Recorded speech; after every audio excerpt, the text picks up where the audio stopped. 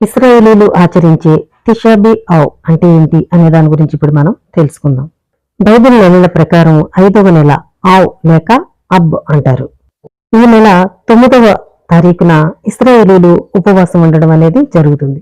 ఎందుకు ఈ ఉపవాసం చేస్తున్నారు అనే దాని గురించి ఇప్పుడు మనం తెలుసుకుందాం. అత్యంత దుఃఖకరమైన రోజు. ఈ రోజు ఉపవాసం ఉండి ప్రార్థన చేయడం అనేది జరుగుతుంది. తిషా అంటే హీబ్రూలో 3 వారాలు అనే కాలానికి ముగింపు. ఈ కాలంలో యెరూషలేములో పవిత్ర ఆలయ నాశనాన్ని స్మరించుకోవడం అనేది జరుగుతుంది. అంటే ఈ రోజు మొదటి దేవాలయం, రెండవ దేవాలయం కూడా నాశనం చేయబడినటువంటి రోజు కాబట్టి వారు ఉపవాసం ఉండటం అనేది జరుగుతుంది.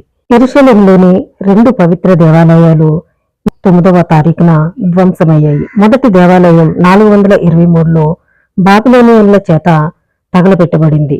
మరియు రెండవ దేవాలయం 69లో రోమన్ల వశమైంది.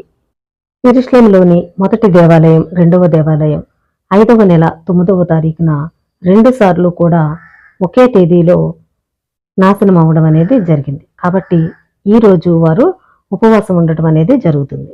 ఇంకా ఈ ఆ నెల 9వ తారీఖున మరికొన్ని విషయాలు కూడా జరిగాయి. అవి కూడా ఇప్పుడు మనం చూద్దాం.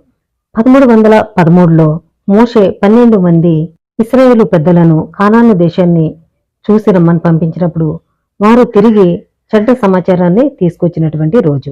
అందువల్ల వారు 40 సంవత్సరాలు అరణ్యంలో సంచరించాలని ఎలోహిం వారికి ఆజ్ఞాపించడం అనేది జరిగింది. 133లో రోమన్లకు వ్యతిరేకంగా జరిగిన బార్ కుజ్బా తిరుగుబాటు ఓటమితో ముగిసింది. ఆ నెల 9వ తేదీన బేటార్ ఇశ్రాయేలీలను అనేక వేల మందిని వధించడం అనేది జరిగింది. 1290లో ఇంగ్లాండ్లో యూదులను బహిష్కరించడం అనేది జరిగింది. 1492లో స్పెయిన్ నుండి ఇశ్రాయేలీలందరినీ బహిష్కరించడం కూడా జరిగింది. ఈ విషాదకరమైన సంఘటనలన్నింటినీ కూడా జ్ఞాపకం చేసుకుని ఇశ్రాయేలీలు ఉపవాసం ఉండటం అనేది జరుగుతుంది. దీన్నే తిషా బి ఔ అని అంటారు.